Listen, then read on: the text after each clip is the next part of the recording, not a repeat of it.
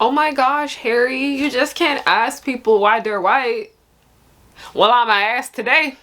I'ma ask today. And she is a hot mess. And I be here for her. Every week we will tune in to see what the fuck Nikki got going messing up with her now. It's funny, okay? Nikki be going through it.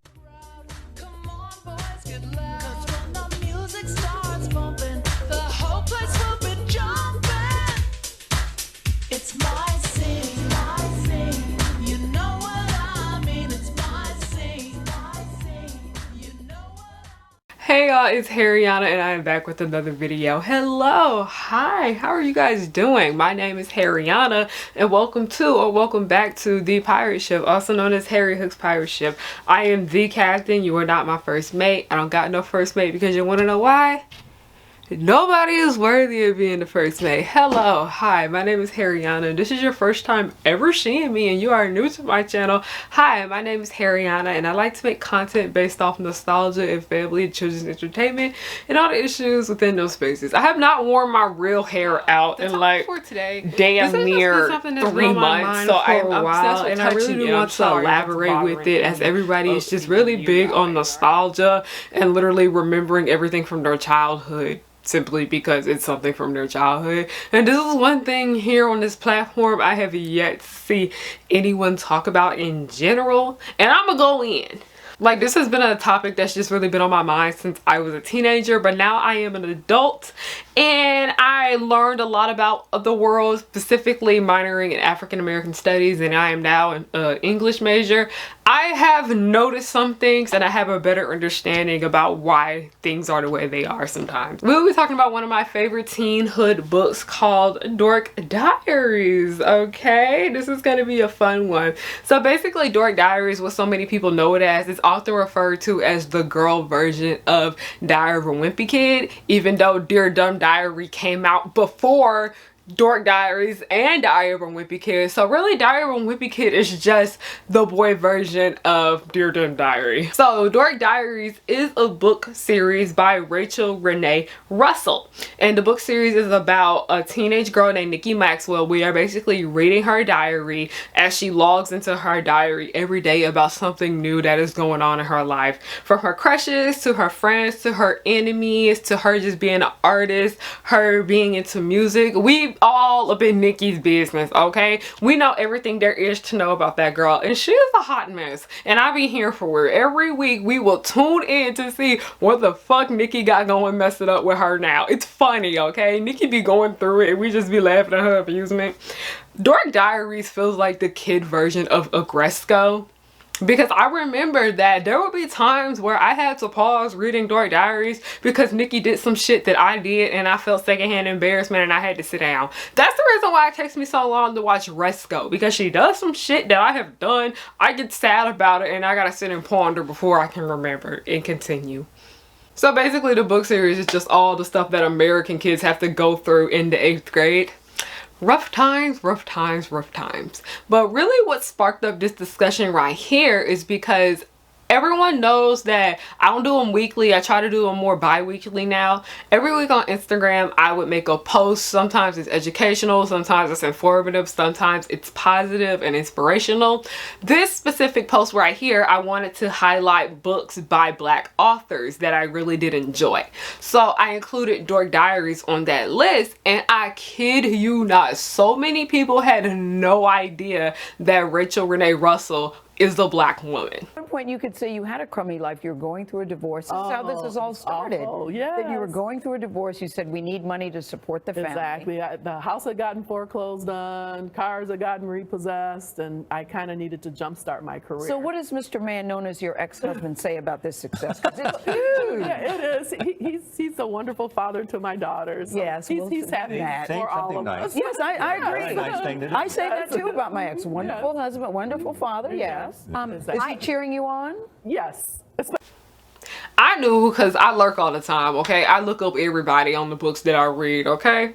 Okay. So many people didn't find out that she was Black until recently. Like, I still see it often happening on Tumblr, and I see it often happening on Twitter too, where every day someone finds out that their favorite childhood book series was written by a Black woman. And the main reason why I brought this up is because I wanted to get an understanding of why everyone was surprised. Most of the time when Black authors write stories, many times they are writing Black stories. And when I say Black stories, they are writing stories that focus solely on a Black person. A Black person is the lead of the tale.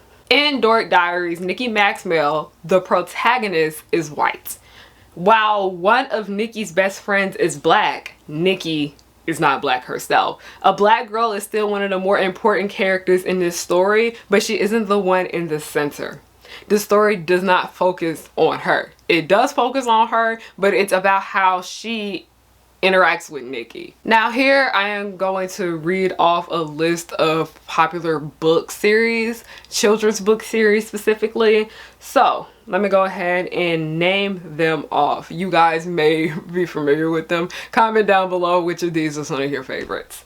Ramona, Dear Dumb Diary, Diary of a Wimpy Kid, Big Nate, Judy Moody, Junie B. Jones, Percy Jackson, The Babysitters Club, and Captain Underpants. All of these books have white leads, and if they do have a lead of color, the role is an ensemble, which means that it is shared with somebody else, okay? Not one character is more important than the other, okay? With Captain Underpants, there is a Black boy that is one of the main characters, but he shares that role with 2 other people. Where in The Babysitters Club, it focuses on an ensemble of girls where one of them is Chinese and one is Black.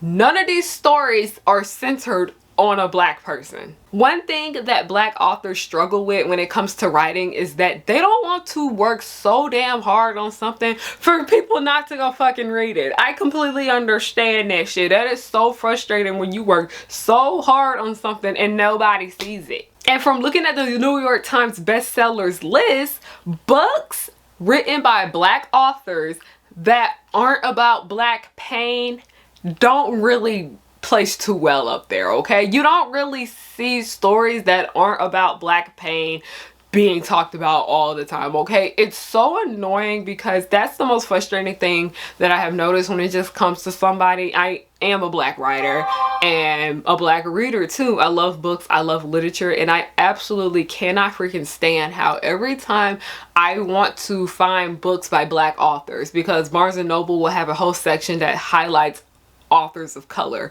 You'll have Asian authors, and then you'll have Black authors, and so on and so on. LGBTQ authors too. I go to the Black author section and I'm looking at all these books and I am looking at the descriptions on the back of them and I'm flipping through the pages and all this shit is about Black pain. Like, the best-selling books they have there are about Black pain, and the ones that aren't about pain, which are some that I did pick up and I still need to talk to you guys about.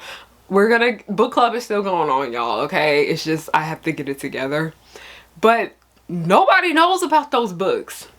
I don't see anyone talking about them. But next thing I know, when there's a story about some Black girl in pain, specifically Black girls or a little Black kid in general just being treated terribly, everyone goes and reads it. That's one thing that I just can't stand, is that I've noticed that Black pain is the most profitable thing when it comes to Black artists, okay? So many Black artists sell pain because they know that is what's gonna get people reading. Why do you think we don't see too many well-known stories about Black people in fantasy, Black people's in magic school, Black horror? Black horror is low-key starting to sell because it's Black people in pain. But why?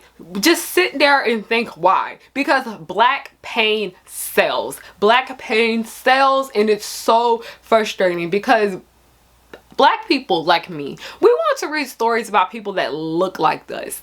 But one thing I have figured out is that white people do not see Black people as them. They don't see us as people. They think we're completely different than them. Am I upset that Nikki Maxwell is white, but the story is written by a Black woman?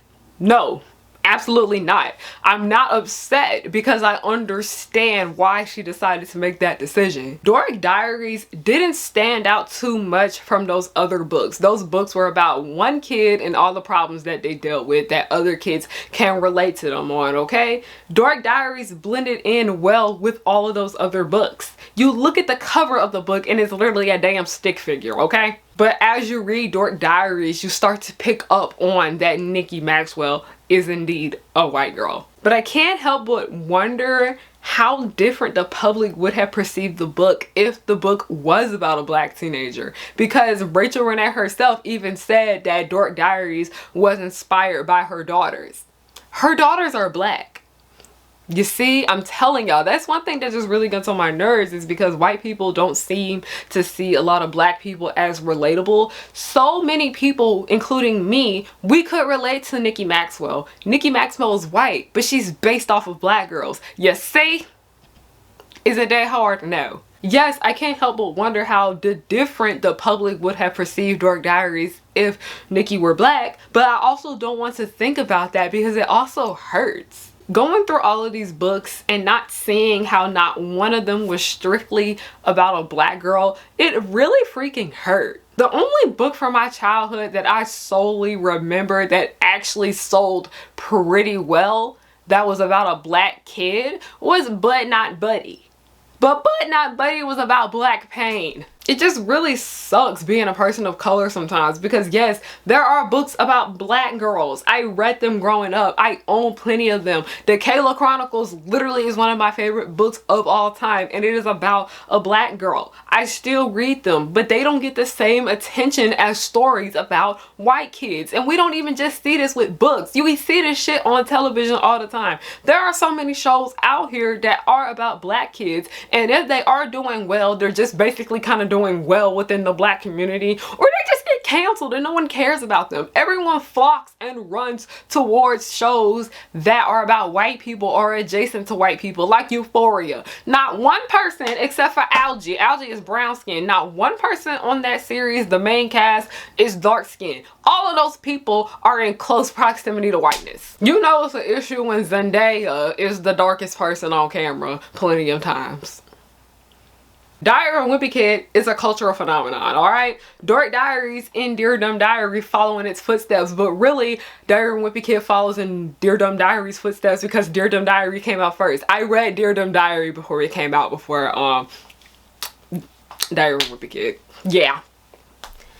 Jamie was something else. She really was. Where it's about someone's diary, these characters being the person's diary that it is, you're supposed to relate to them as much as possible, because that's part of the reason why so many people hated Greg Heffley so much, because they could see themselves doing a lot of the fuck shit he did. They make the protagonist as relatable as possible to keep you engaged with the story. And it's been proven plenty of times, not all, but many, way too many white people don't think they can relate to characters of color, as I mentioned earlier. And it's really sad. It's actually very disheartening, because it's sad that authors feel that they have to make their characters white in order for white people to be interested in their stories. They feel like they have to put white characters in their works to get white people to care. Like here, I'm gonna read you like this interesting piece from Issa and it has to do with Insecure and the casting. I really want you guys to just sit and listen to this.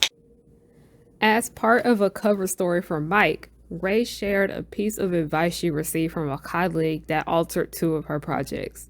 While developing Awkward Black Girl, she was told by the colleagues that she'd be wise to add a white character, since it would cause more white viewers to follow her show and would likely lead to more attention from outlets such as NPR. Ray stressed that she never felt pressured by HBO, but the advice did influence Insecure. In early stages, there was some discussion about prioritizing white character of Frida. Ray also touched on that in her quote, which included below. She was like, girl, if you want this shit to set off to the next level, you got to put a white character in there. Then white people will care about it. Then NPR will go to write about your shit and it will blow up. And then it will literally happen. And I was like, fuck no, this is not a show about Frida. That was when I started actively resisting. When Issa quit work and we got rid of the We Got Y'all storyline, I realized, oh my gosh, our show is just about black characters now in the most refreshing way. While I am not a fan of Insecure, it's just not really my cup of tea. I truly do appreciate the show and what it has done for the industry, specifically black people within the film industry. Why do y'all think I put them white kids in the progenies? And I still got shit for it, okay? Where people told me the show wasn't diverse enough.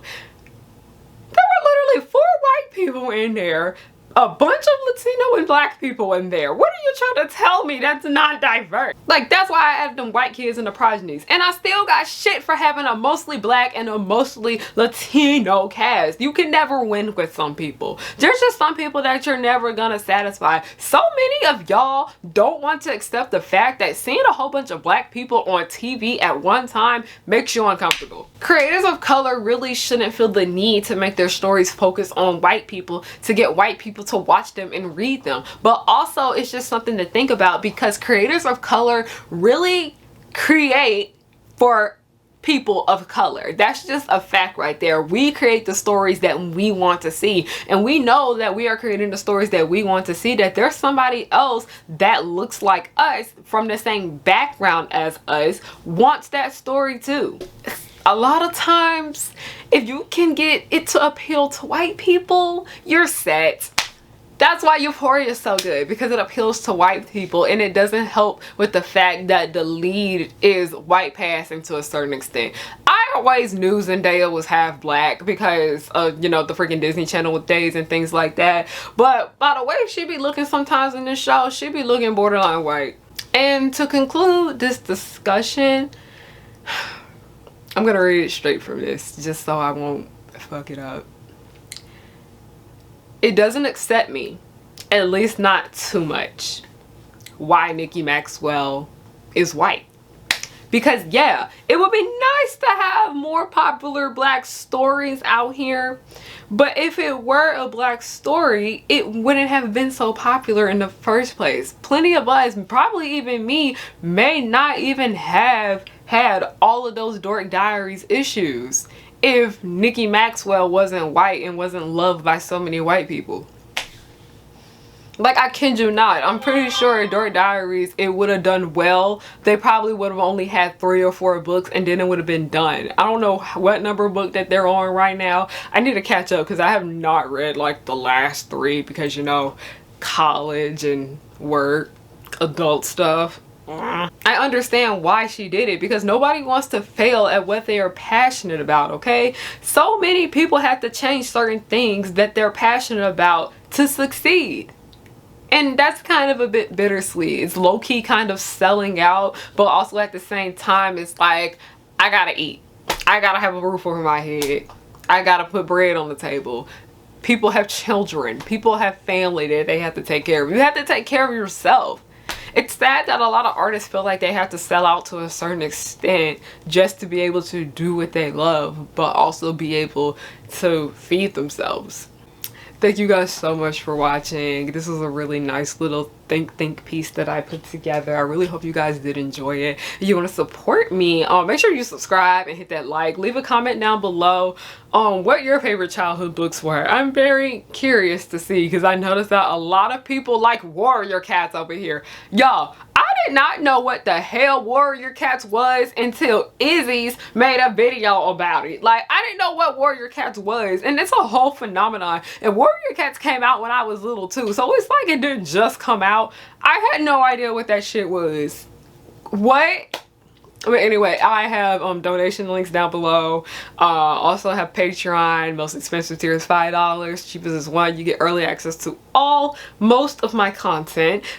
It should be all, but sometimes life be happening, okay? You also get exclusive behind the scenes videos. You get looks at my writing. You get looks at everything else that I do outside of YouTube. A lot of fun over there on the Patreon. Another way you can support me is I have merchandise at harriyannahook.com. Also, a way you can support me for free is watching my web show called The Progenies. It's literally descendants but black people and Latino, visibly, like, you know, Latinos of color. Okay, also don't forget to follow me on everything at Harriyanna, HARRIYANNA. Thank you guys for watching so much, and have a good night. 'Cause I work hard to get to this point in my life.